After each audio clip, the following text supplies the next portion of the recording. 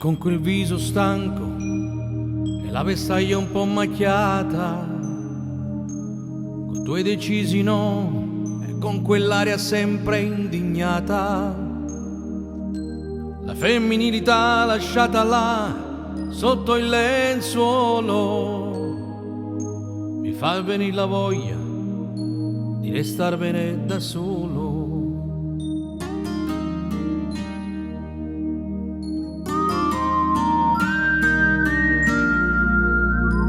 Il gelo che oramai ti stai portando appresso,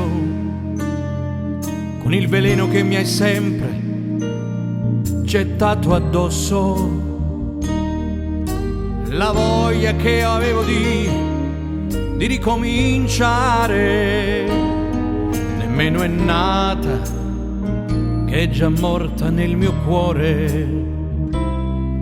Eppure a volte mi ritrovo lì a pensare a quella donna che dormiva sul mio cuore,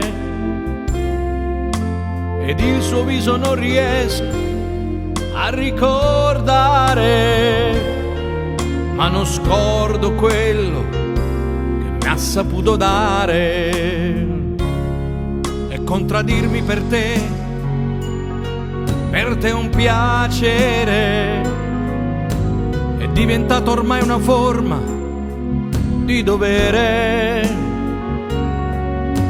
E sai, io non sopporto più nemmeno la tua voce,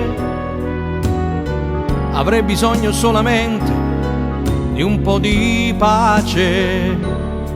Ed ogni notte tu ti arrendi sempre un po' più tardi,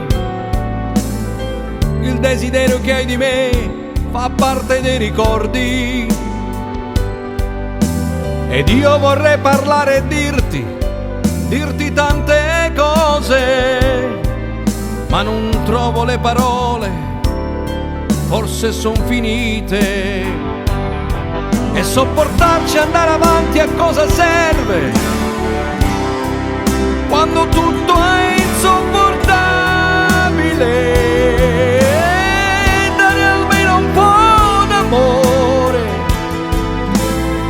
Ormai non vuoi o non sai farlo più. Ridiamo con gli amici fino al momento di tornare a casa, e poi di nuovo un muro, e poi ancora quel silenzio. Tu cambi viso, cambi passo, togli quello che hai addosso. È sempre bello rivedere la tua donna che si spoglia, poi tutto passa quando metti la vestaglia.